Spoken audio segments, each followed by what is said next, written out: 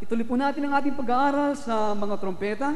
At tayo po ay nasa huling trompeta, the seventh trumpet. At alam po natin, ang seventh trumpet has many aspects. Ito po ay maraming mga aspekto o anggulo. Ito ang sampunto natin na pag-aralan o aspekto o anggulo, ito po ang paghahanda for the latter rain witness. At ang ating pong tinatalakay ngayon ay ang the making of the witnesses of God, ang paglikha ng mga saksi ng Diyos. At alam po natin, sa nakaraan ng mga linggo, ating po napag-aralan ang anghel ng paghahanda, the angel of preparation, na ating pong pinag-aralan ang kanyang mga katangian. Ito po ay nasa Revelation chapter 10, verse 1. Tuloy po natin ang pag-aaral sa anghel ng paghahandang ito sapagkat meron pong itong relasyon sa ating araw-araw na pamumuhay. Revelation chapter 10, verse 1. Nawa po kayo po ay natututong kumuha ng mga lecture natin para sa bahay, bilang isang mabuting alagad ng Panginoon, inyo pong muling na pag-aaralan mga bagay na ating pinag-aaralan sa araw ng linggo.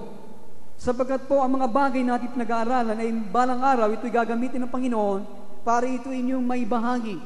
Alam po ninyo, hindi lang sa mga kapitbahay ninyo, mga kapwa Kristiyano, at ito'y gagamitin ng Diyos sa mga lalo na sa kanyang mga manggagawa. Ang mga bagay na ating pinag-aaralan ay aking nadadama na kailangan sa ating kapanahunan. Revelation chapter 10, verse 1, ito po ang huge angel na ating tinatawag siya ang anghel ng paghahanda, the angel of preparation. At nakita ko ang ibang am I in the right verse? Tignan po. Revelation chapter 10. Okay. Verse 1. At nakita ko ang ibang malakas na anghel na nahog na mula sa langit, na nabibihisa ng isang alapak, at ang bahagari ay nasa kanyang ulo, at ang kanyang muka ay gaya ng araw, at ang kanyang mga paa ay gaya ng mga haliging apoy.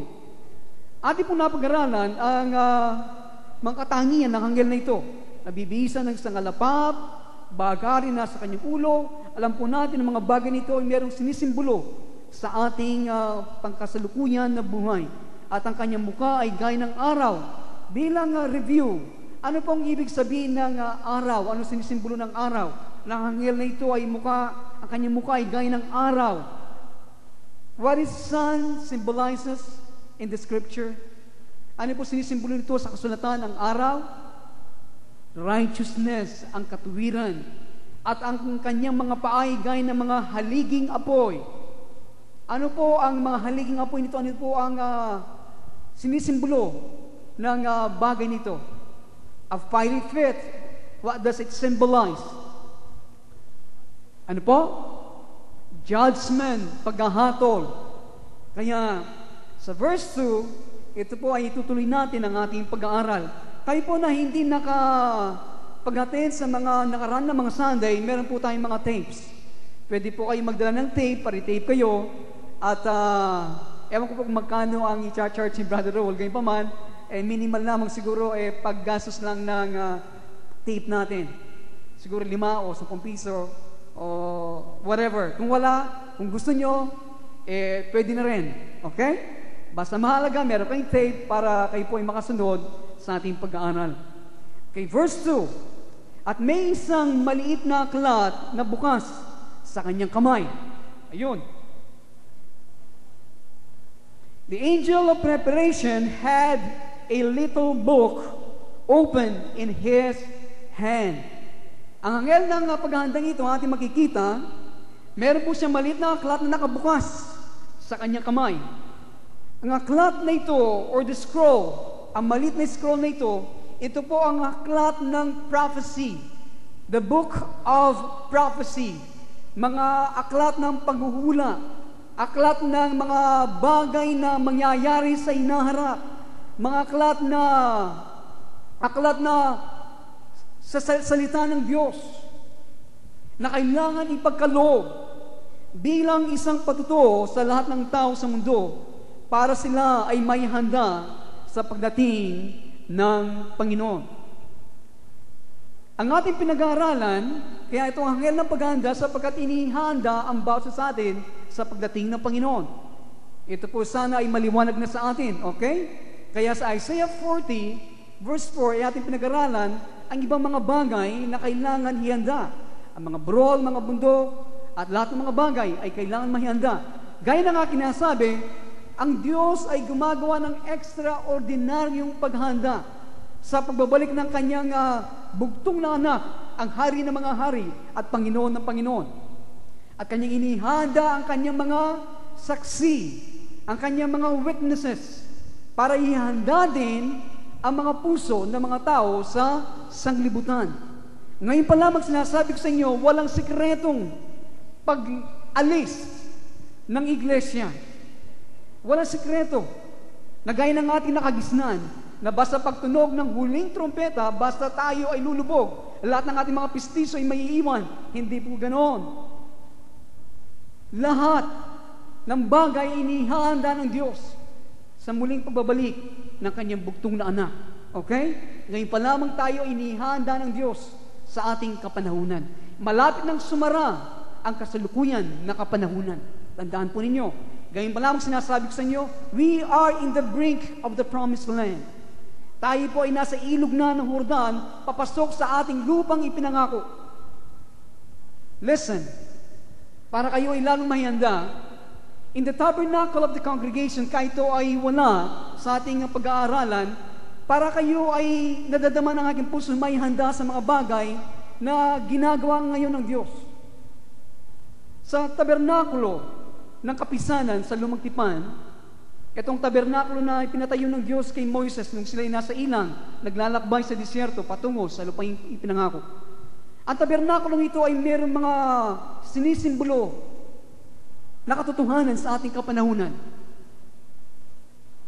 Alam natin ang tabernakulo na pinagawa ng Diyos kay Moises ay mayroong tatlong bahagi na tinatawag nilang courtyard. Nandoon ang lahat ng mga bansang Israel ay naghahandog sabagat mayroong mga kagamitan doon na tinatawag nilang the altar of burnt offering, na doon sinusunog ang mga baka na inihandog ng mga Israelita.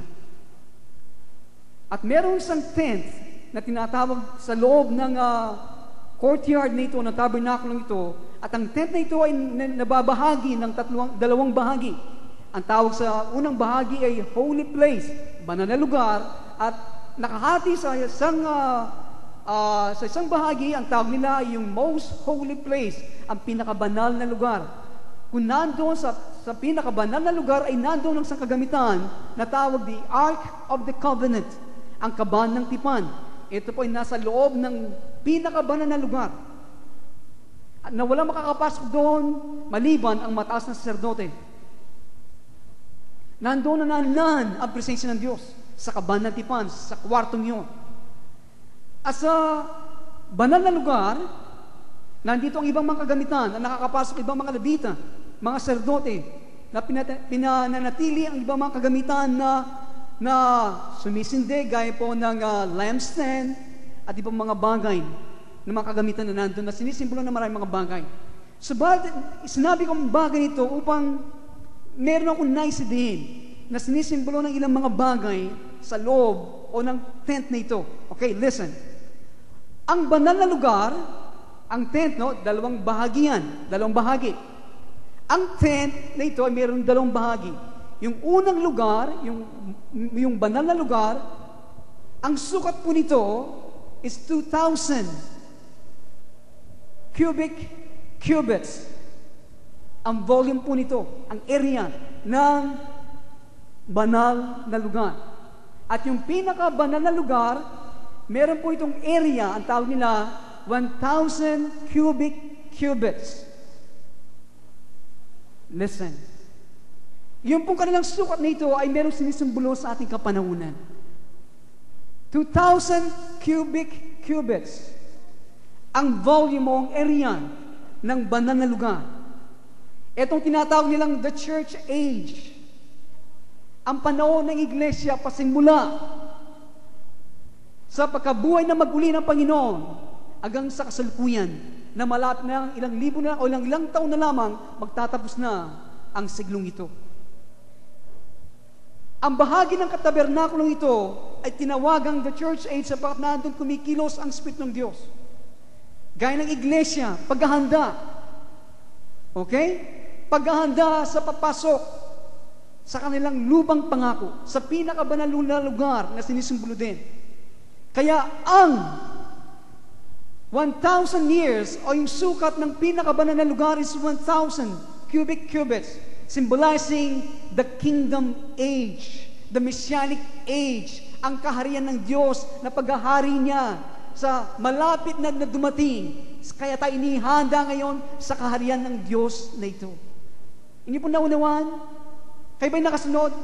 2,000. Kaya ngayon tayo papasok na sa kaharian ng Diyos na siya maghahari dito sa lupa sa loob ng 1,000 taon kasama ng kanyang mga banal. Sinisimbolo ng pinakabanal na lugar na may ganitong sukat. So, kung sakasakali ito niloob ng Diyos for the year 2000, then comes the last trumpet of God will sound in our midst.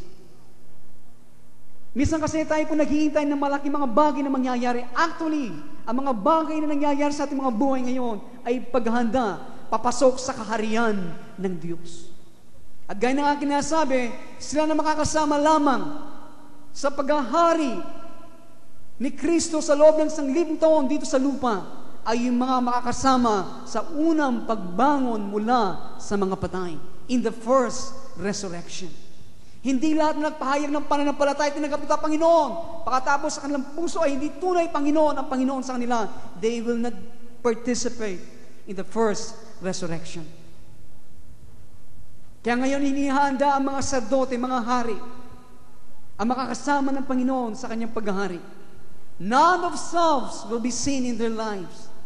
Walang mga pansarili, mga bagay makikita sa kanila sapagkat sa panahon ng paghahari, ang ulo ni Kristo ang siyang mangunguna sa lahat ng bagay. Kaya na nga nasabi po sa mga pastor nung kami nakapulong-pulong, sa panahon ito, kailangan natin ang lahat ng mga samahan ng mga Kristiyano at mga Kristiyano manggagawa, mga leaders ay mapugutan ng ulo. Ngayon pa lamang, mapugutan ng ulo ang batas sa ating lahat ng tao. Kailangan ilagay ang ulo ni Kristo sa kanyang katawan at mapugutan ng ulo ng tao sa katawan ni Kristo. Kaya, we are living in exciting days. The last in time will be the first in the kingdom of God. Amen? Ito po ang paniwala. Praise the Lord. Okay. Ngayon po ituloy natin ang ating pinag-aaralan. It is a little scroll. Merong mga maliit na aklat. Kadalasan po, ang pinakadakilang gawain ng Panginoon ay mula sa mga maliliit na bagay. Or in unpretentious surroundings. Minsan po ang pinakadakilang gawain ng Panginoon ay mula sa mga maliit na bagay o sa mga walang pagpapanggap na kapaligiran. Yun po ang mahalaga. At ito po ang tinatay ng Diyos sa ating kalagitnaan. Often po, we are looking toward imposing edifices and accomplishments of men. Madalas po itong natural ng tao. Siya'y tumitingin sa mga mapingal na mga gusali, mga arkitekturang, mga bagay at mga ginawa ng tao. When the truth is lying in a manger, na ang katotohanan ay nakahiga sa isang sabsaban. Ang alapap na nakita ni Elias, ang pasimula ng pagbubuhos ng malalakas na ulan sa isang tuyong lupain.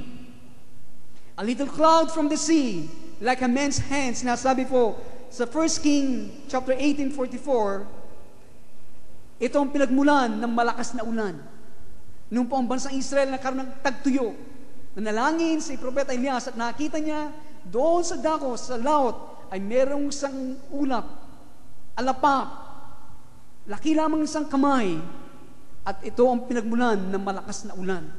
Kaya pong salita ng Diyos, binalaan si Zerubbabel na kanyang sinabi, don't despise the day of small things. Huwag mong hamakin, matayin ang araw ng maliit na mga bagay.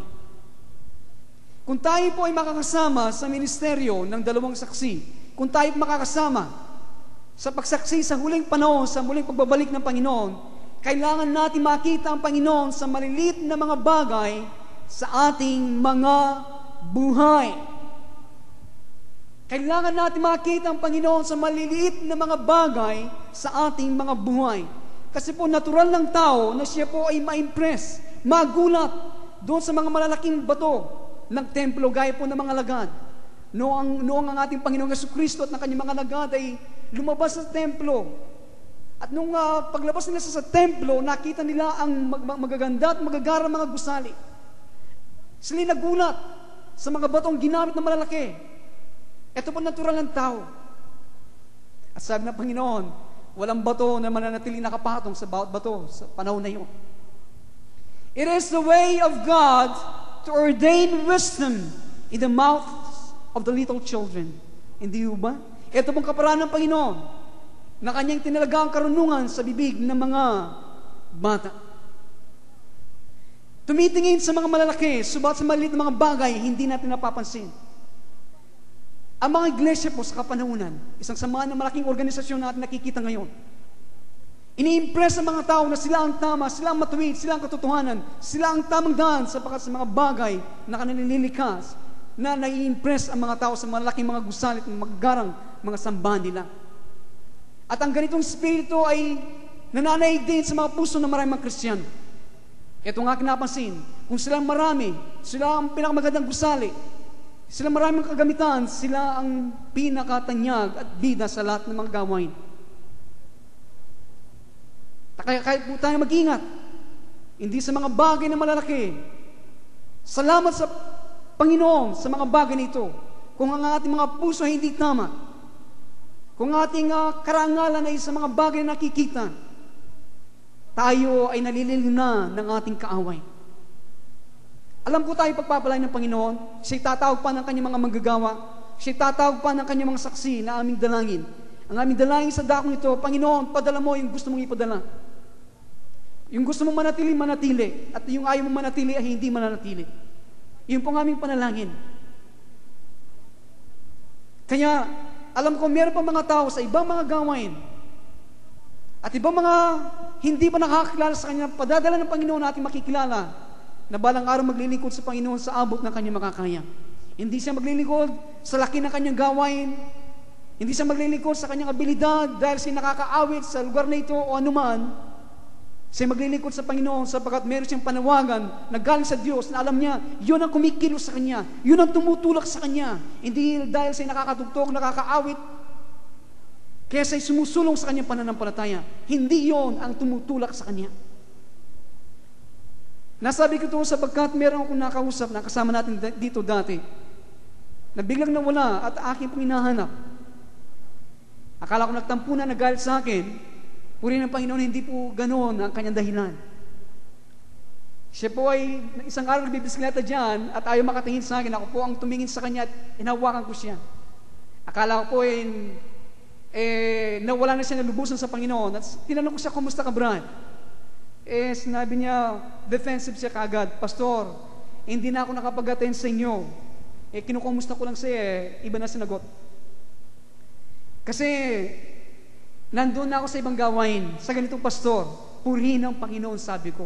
Akala ko lubusan ka na nawala. Yun ang mahalaga para sa akin. Kasi sinabi ko, yung tagumpay mo rin, tagumpay ko rin. Kung doon ka lalaki, pagpalain ka ng Panginoon. Sabi niya, doon ako, nakakaawit kasi ako Binibigyan ako ng opportunity na umawit doon, mag-1. Sa inyo, wala akong panahon na ganyan. Wala akong opportunity na ganyan. Brad, pasensya ka na. Ang aking punto, ang tinatayo ng Diyos, baka kanyang pananampalataya hanggang doon pa lamang, purihin ng Diyos. Siya rin ay lalaki. Subalit sa panahon na darating, ang isang tinawag ng Diyos na mayroong panawagan na galing ng Diyos sa kanya, hindi siya maglilingkod dahil sa ganitong kaparaanan. Siya maglilingkod dahil yung panawagan ng Diyos ay umaapoy sa kanyang puso. Hindi ang tulak ng tao, kundi ang tulak ng election, pagpili ng Diyos sa kanya, na alam niya, mayroong gagawin ng Diyos sa kanya, hindi lang sa sanglibutan ito, kundi sa panahon na darating. Hindi siya na-impress, nagugulat sa maraming mga bagay, malaki at magagara. Alam niya, mga bagay na ito ay pagsamantalang bagay lamang. Siya ay nakatuon ng kanyang pag-iisip sa mga bagay na hindi nakikita, sa mga bagay na hindi nahihipo o naihipo, kundi sa mga bagay na nahihipo at hindi nakikita. Kaya, kaparaanan ng Diyos na kanyang tinalagang karunungan na manggaling sa mga bibig ng mga bata. Kokonti mga tinapay, kokonti mga isda na pinagpala ng Panginoon ang naging sufisyente at sapat na pakainin ang maraming mga madla. The little book, ang maliit na aklat na ito sa kamay ng anghel ay bukas. Hindi ba? It is open. Bukas. Itong kasalukuyan ng mga araw o sa kasalukuyan ng kapanahunan, ito ang mga araw na bukas na kapahayagan or open revelation of the Lord, ang ating kasalukuyan na kapanahunan. Ang mga bagay na pinapahayag sa atin ngayon ay hindi pa napahayag sa nakaraan. Kaya ngayon, sa ating kapanahunan, ito ang bukas na kapahayagan ng ating Panginoong Jesucristo. Kaya it is an open book. Itong bukas na aklat. Ang ating kapanahunan, ang siyang ekstraordinaryong panahon ng spiritual na oportunidad na dumating sa mga tao sa sanglibutan. Katutubo ng mga tao sa kasalukuyan na sila po'y namumuhay sa panahon ng dakilang pamamagitan ng Diyos or intervention of God, subalit ang nakakalungkot, hindi nila ito namamalayan o ng tao o napagtatanto ang kahalagaan kung ano ang nagaganap sa kasalukuyan.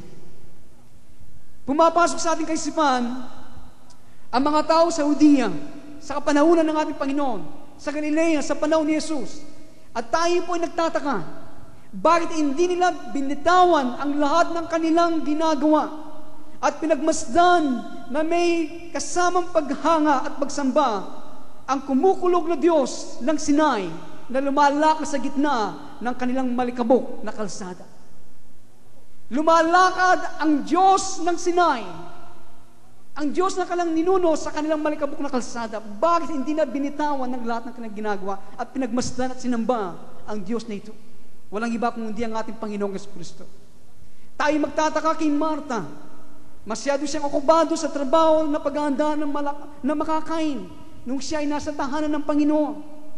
When the God of heaven was in visible form in her home. Na ang Diyos ng kalangitan sa isang inyo na nakikita ay nasa loob ng kanyang tahanan. Yet it is so today. Gayun din kaparaanan sa kasalukuyan. One of the great moments of history is upon us. Isa sa mga pinakadakilang sandali ng kasaysayan ay nasa ating harapan. Are we able to grasp the significance of our own age? Ating bang natatanto, nakukuha ang kahalagan ng ating sariling kapanahunan? Or are we occupied with trivia? Are we occupied with things that are none of value? Tayo ba ay okupado sa mga bagay na walang halaga, na hindi natin namamalayan, na lumalag sa ating kagaligitnan ang Diyos ng ating sinasamba? Hindi po mga malalaking mga bagay, listen, hindi po mga malalaking mga bagay o mga pangyayari o mga events ang nagnanakaw sa atin sa kaluwalhatian na available sa atin at sa mga oportunidad ng bawat henerasyon. Hindi po mga malalaking mga bagay. Nandiyan ba kayo? Dahil po ang bawat henerasyon ay may kakaibang oportunidad. Listen to that. Ang bawat henerasyon ay mayroong kakaibang oportunidad. Ngayon po, noong nakaraan ng mga siglo, ang alos pagkilos ng Diyos ay patungkol sa kaligtasan. At pagpasok ng siglong ito ay at the late 50s ay about the baptism of the Holy Spirit.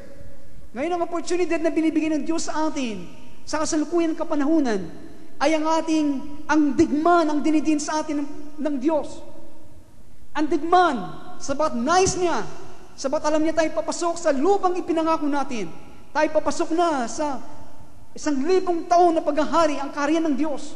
Kaya ngayon pa lamang inihanda tayo ng Diyos sa ganitong oportunidad. Okay?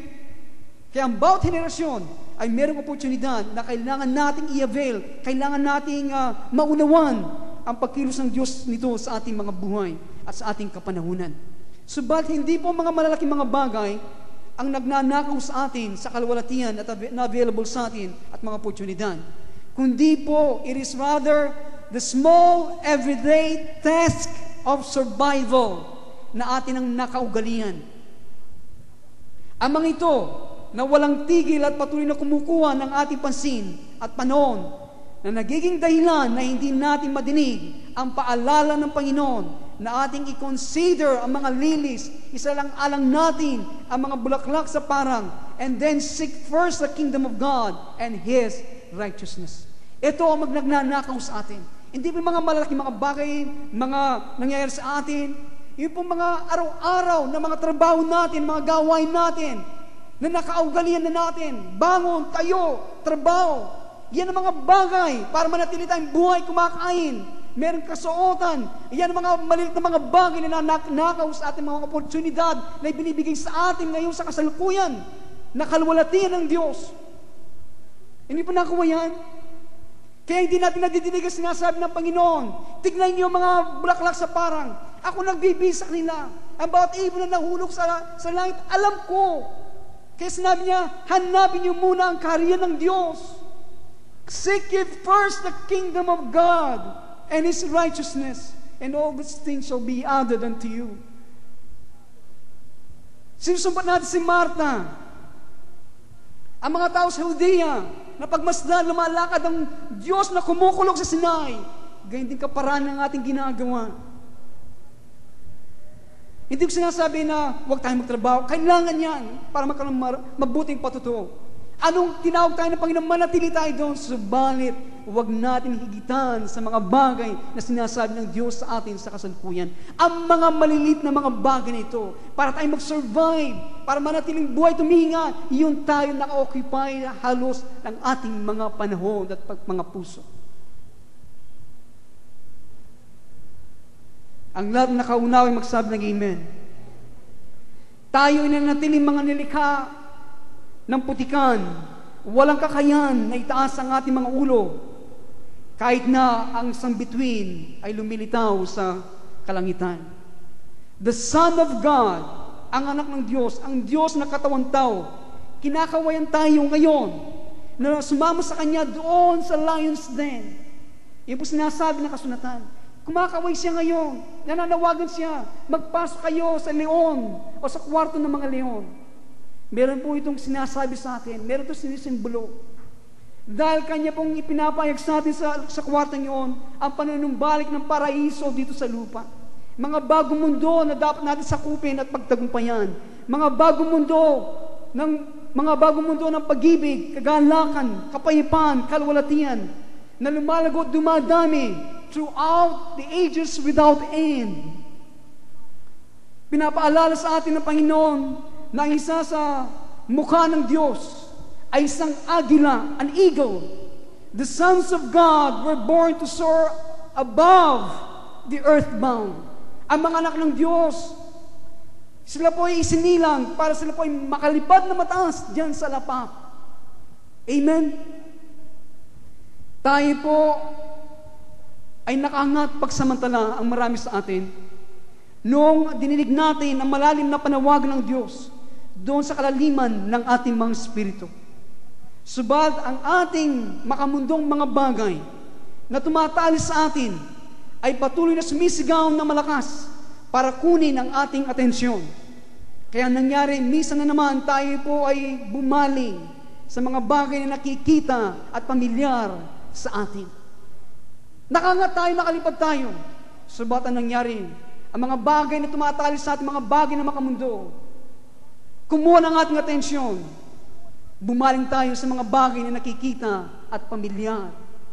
Pamilyar sa atin. Tayo naniniwala to a certain extent na si Jesus, na siya yung inaangkin niya sa kanyang sarili, na si El Shaddai is a mighty God, is a provider for our needs. Mga ilang punto, tayo ay naniwala kung sino siya. Subat ayaw natin sumayaw among the galaxies. Masyado nating niyakap ang ating mga basan kahit na tayo nanginginig na sa lamig. Kaysa bitawan natin sila at yakapan ang mga pangako ng Diyos na siya mismo na tayo kanyang bibihisan ng mga mas mabuting damit. Merong mga matataas na bundok na aakyatin, nation to inherit. Meron tayong mga bansa na mamanayin, treasures of the snow to explore. Alam po ninyo, para mabili ang mga ito,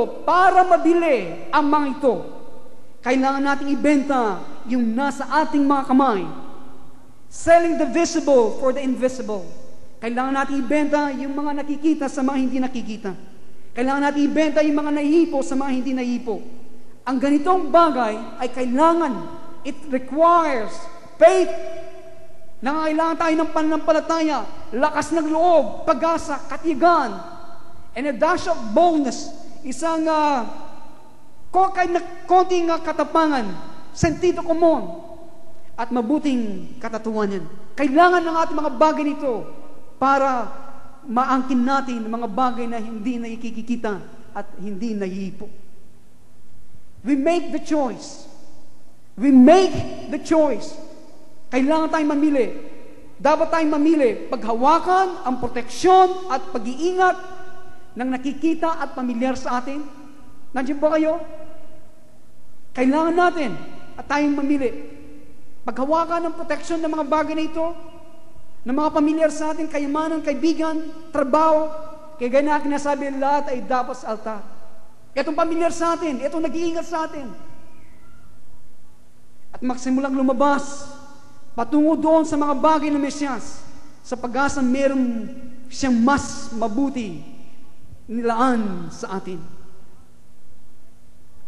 The brevity of our life on the earth, alam po niyo yung kaiksihan ng ating mga buhay dito sa libutan at ng kabaksikan ng pagsalungat ng ating kaaway, hindi po tayo paintilutan anuman o sinuman magkaroon ng dobling pag-iisip. Nandiyan ba kayo? Ang kabaksikan ng pagsalungat ng ating kaaway, ang kaiksihan ng ating mga buhay, hindi tayo paintulutan, lalo ng kamay ng Diyos ay nasa inyo, na magkaroon ng dobling pag-iisip. You have to make a decision now. Ngayong umaga, hindi po kayo nasa inyo ang aking father-in-law ay nasa heart center. Kami po ipagod sa mga linggong ito, puyat, nagbabantay, parang bata siya, binibihisan. Nandun po si Sir Karina, ang aking panganay, nagbabantay ngayon sa kanya. Sa tuwing aking makita ang aking binaan, Panginoon lagi nangungusap sa mga bagay natin pinag-aaralan. Itong panahon na sinasabi ng Panginoon, sa tuwing ako po ay nasa labas, pinag-aaralan, nagdi-devotion, Panginoon, sa akin nakikita ang kalagayan, the more I will serve you each day. I will live my life each day to the fullest, sinasabi ko sa Panginoon. Ipamumuhay ko ang aking buhay sa bawat araw sa aking pinakamabuti, sa pinakasundulan. Pagtagumpayan na dapat pagtagumpayan sa bawat hamon ng bawat araw. Who knows ang basa sa atin ay malagay sa ganyang kalagayan. We want to serve God. He's doing something also in His heart and life. Pero para sa atin, tayong malalakas. Meron nagagawa sa Panginoon. Live your life to the fullest. Pagtagumpayan ang dapat pagtagumpayan.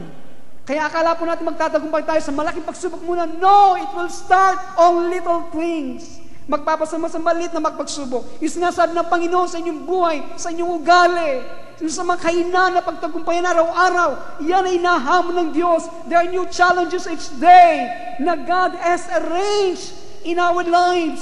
Na mga ito ay inaayos ng Panginoon sa bawat araw ng ating buhay para anumang oras na tayo kunin ng Panginoon, anumang oras na dumaan ang dakilang pagbubuhos ng Kanyang Espiritu, the latter rain, we are a part of this latter rain revival. Tribulation and then the first resurrection.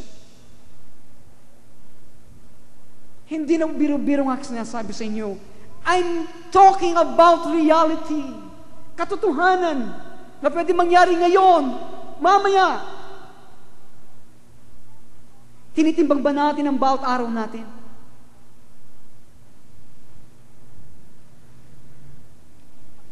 Kaya hindi ito ang panahon para magkaroon ng dalawang pag-iisip.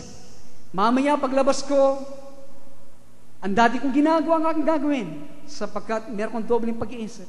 Ito ba'y kalooban ng Diyos? Ito ba ang takbo ng Diyos? Ito ba ang mga bagay na ginagawa ng Diyos sa akin? Are we able to distinguish your soul and the spirit? Nakikita mo ang pagkakaiba ng paglakad sa Espiritu at sa iyong kaluluwa? Alam mo ba kung kailan ka lumalakas sa iyong kaluluwa? Alam mo ba kailan ka lumalakas sa iyong Espiritu? Sa kagustuhan, digta ng Espiritu? Alam mo ba ang pagkakaiba? Alam natin, kapag ginagawa natin, tinuturo ng Panginoon sa iyong pag-uugali, sa iyong kahinaan, na kailangan araw-araw pinagtatagumpay mo yan. Kapag doon ka kumakain, doon ka lumalakas, lumalakad ka sa digta ng iyong kaluluwa. Subalit, kung ang iyong pagkain, ang salita ng Diyos, ang kalooban ng Diyos, ang gawain ng Panginoon, at mga bagay ng mga Diyos, kung yun ang pagkain mo, yun ang papasigla sa iyo, ikaw ay lumalakad sa patnubay ng Espiritu ng Diyos.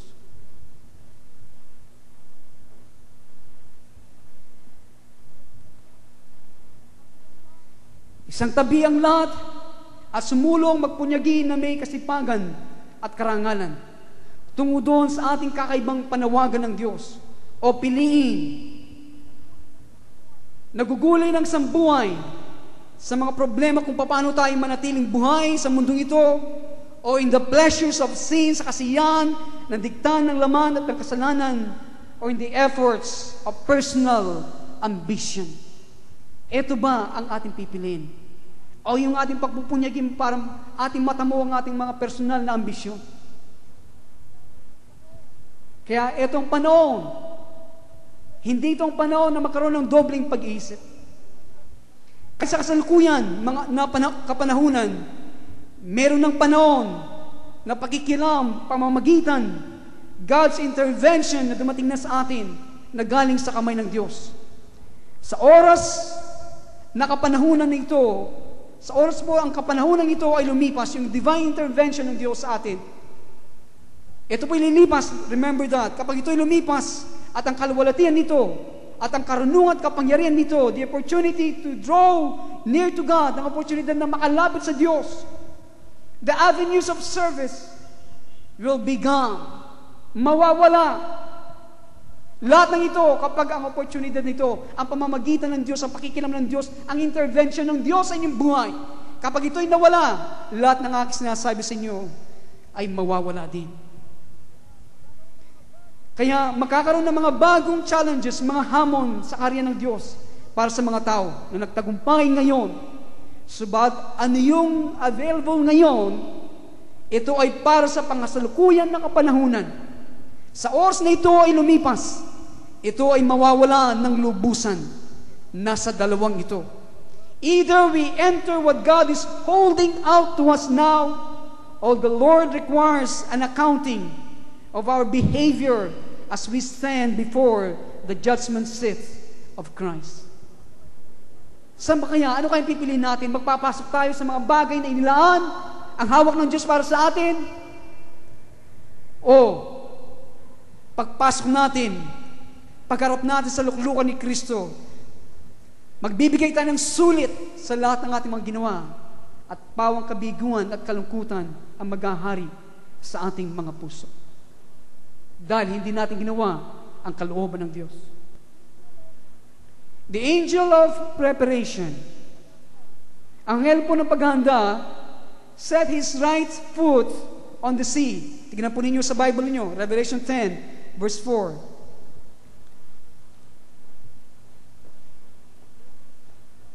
Are you learning something this morning? Amen.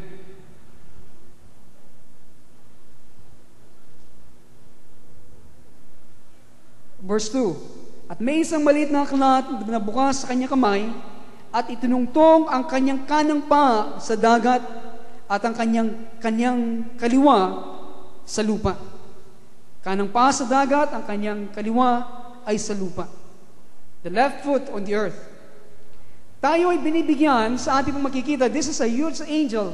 Imagine, sa malaking anghel. Kaya tayo binibigyan ng idea sa sukat at lawak ng divine intervention sa panahon ng paghahanda. Ang kanyang kaliwang paa ay nasa lupa, ang kanyang kanan ay nasa karagatan.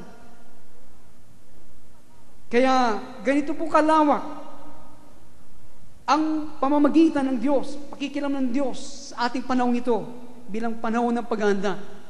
Ang ating pong planeta ay maapektuhan. Ang buong mundo kasama na ang mga karagatan, sila po ay may hipo ng mga saksi ng Diyos sa pagdating ng kaharian ng Diyos. Verse 3. Huwag niyo pong alasin yung mga Bible dyan, bilisin natin.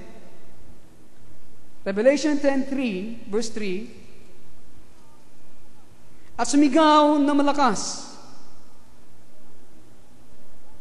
na tinig, na gaya ng leon na umaangal, at ang pagkasigaw niya ay ang 7 kulog ay umugong. Ang lakas, no?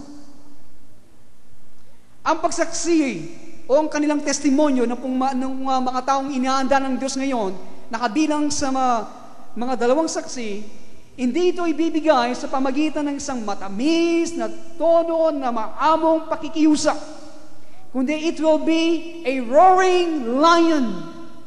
Ang magiging tinig ng mga saksing ito na gagamitin ng Panginoon sa panahon ng pagbubuhos ng kanyang ulan na malakas, na tinatawag masaganang ulan, na malapit nang dumating ngayon sa ating kapanahunan. Who knows? Baka mamaya, bukas o makalawa, sapagkat alam natin ang pagbubuhos ng malakas na ulan nito ay nagpasimula na sa panahon ni Martin Luther, ang founder o nagpasimula ng Reformation, when he had received the latter-rain anointing yung nasalita ng Diyos na the just shall live by faith. Ang matuwid ay mabubuhay ng pananampalataya. Ito pang unang pagbubuhos ng uling-ulang ito, na masaganang ulan, at ang ulang ito na sinasabi natin ay palakas ng palakas hanggang sa ating kapanahunan. Ito'y palakas ng palakas. Inyong makikita. I tell you now, ito'y palakas ng palakas. Kaya, ang mga gagamitin ng Diyos, ang mga saksing ito, gaya ng ating nabasa, ang kanilang testimonyo, ang kanilang pagsaksi ay hindi ibibigay sa isang matamis na tono na maamong pakikiusap. It will be a roaring lion. Isang leon na umuungal, maangal. Ito ba nakikita ko sa ilang mga lingkod ng Diyos. Si Satanas na sinasabi, siya'y gumagal sa buong sanglibutan, katulad ng leon na umaangal. Kaya, panahon na para sa mga leon na magbaka hanggang sa katapusan para sa paghahari dito sa lupa. Amen?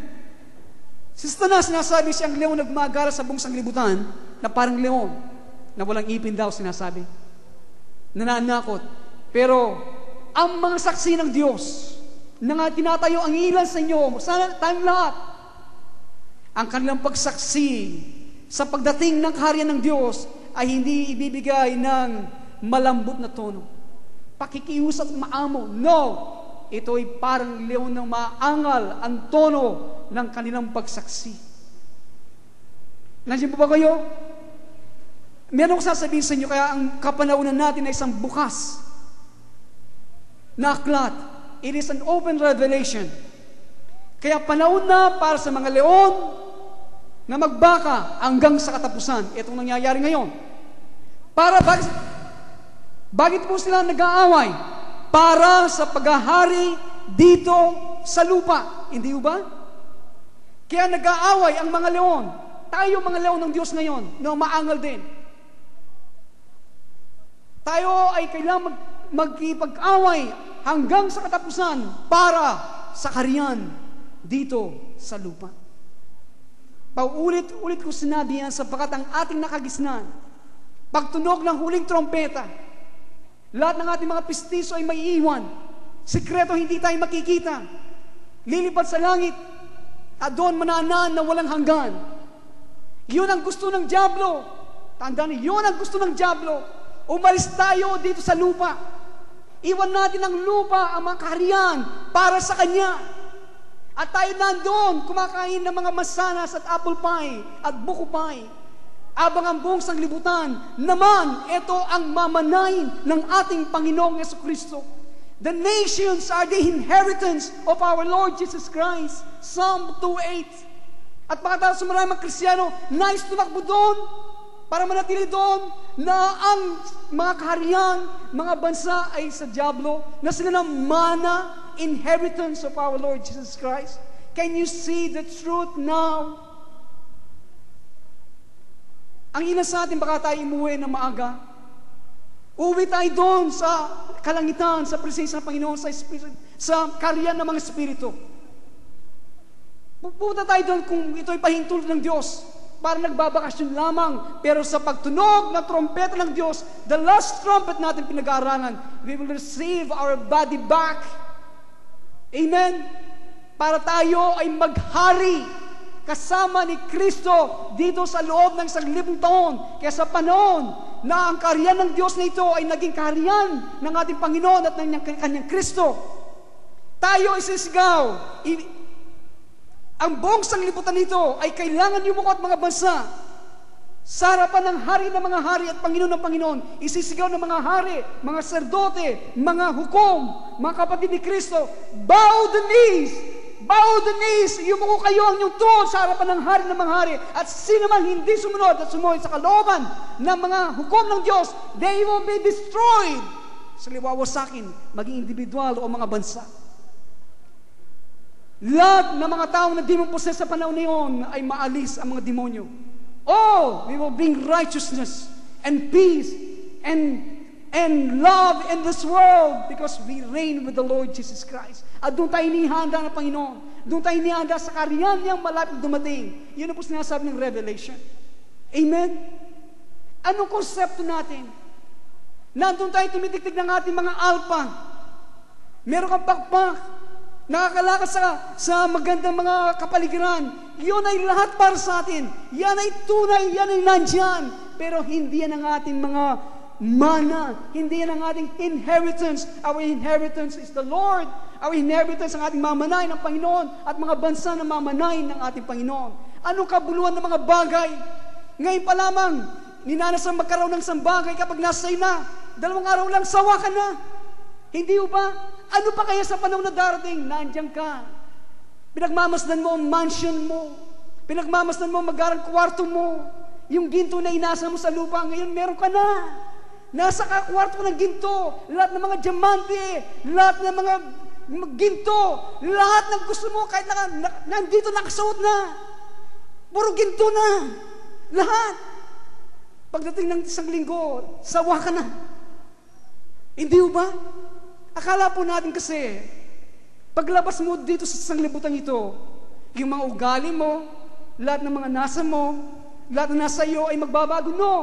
What you are, you are. What we are. Paglabas natin sa sanglibutan ito. Hindi mo nakuha yun. Kung ano ka, ganyan ka pagdating mo dyan sa kaharian ng mga espiritu. It is time, kaya ito pong ating pinag-aaralan. It is time for reformation of doctrine, reformation of Christian thinking, pagbabago.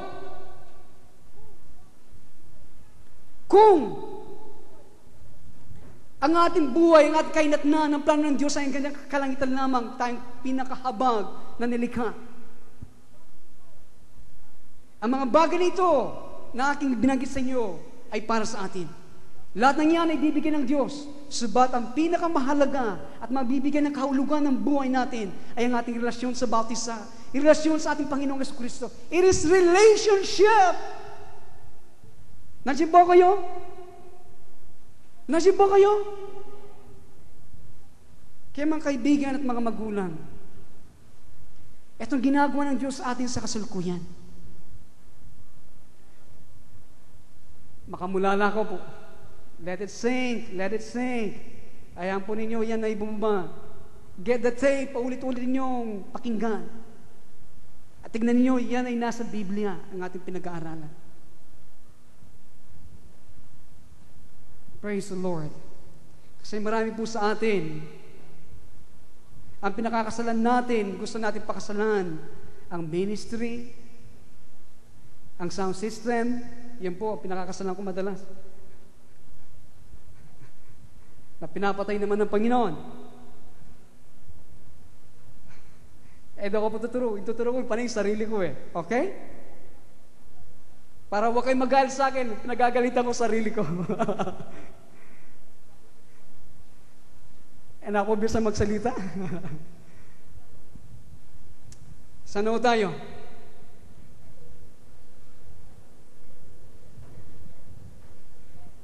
Okay, tuloy lang po na natin sa susunod na linggo. Hanggang sa susunod na kabanata po. Tayo po natin manalangin.